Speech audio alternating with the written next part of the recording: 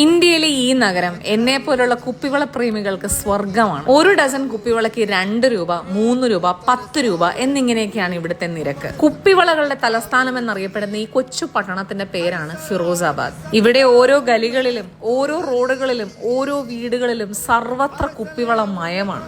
കുപ്പിവള നിർമ്മാണവുമായി ബന്ധപ്പെട്ട് ഏകദേശം 2000 ഫാക്ടറികളും 5 ലക്ഷത്തോളം മനുഷ്യരുമാണുള്ളത്. വിവിധ വർണ്ണങ്ങളിലുള്ള ഈ വളകൾ ഉണ്ടാക്കുന്നതിന് പിന്നിലെ അധ്വാനത്തിന്റെ കഥ അത്ര നിറമുള്ളതല്ല. അസഹനീയമാം വിധം ചൂടുള്ള ഈ ഫാക്ടറികളിൽ മണിക്കൂർ കണക്കിന് മനുഷ്യർ അധ്വാനിച്ചിട്ടാണ് ഓരോ വളയും പിറവിയെടുക്കുന്നത്.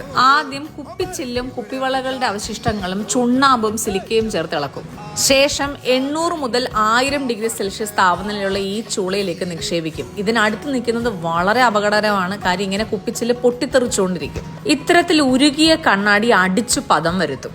ശേഷം 800 ഡിഗ്രി സെൽഷ്യസിൽ ഇതുപോലത്തെ കമ്പികളിൽ ചുറ്റി കുപ്പിവളകളായി മാറും. ഇത്തരത്തിൽ പുറത്തു വരുന്ന കുപ്പിവള സ്പ്രിംഗ് പോലെ ഏകദേശം കൂടിച്ചേർന്ന നിലയിലായിരിക്കും. കൂടിച്ചേർന്ന വളകളെ ഒരു ബ്ലേഡ് കൊണ്ട് മുറിച്ചു മാറ്റി വേർതിരിക്കും. ശേഷം പല പല വീടുകളിൽ സ്ഥാപിച്ചിരിക്കുന്ന യൂണിറ്റുകളിലേക്ക് അയക്കപ്പെടുന്ന ഈ വളകൾ ചേച്ചിമാർ ഇതുപോലെ കൂട്ടിച്ചേർത്ത് വിളക്കും. ശേഷം ഡിസൈനിങ് യൂണിറ്റിൽ പോയി മനോഹരമായ പാറ്റേണുകൾ വരച്ചു ചേർക്കുകയും കല്ലുകൾ ഒട്ടിച്ചു ചേർക്കുകയും ചെയ്യുന്നു. ഒടുവിൽ തരുണിമണികളുടെ കയ്യിൽ കിലുകിലെ കിലുങ്ങണ കുപ്പിവളകളായി ഇവയെത്തുന്നു.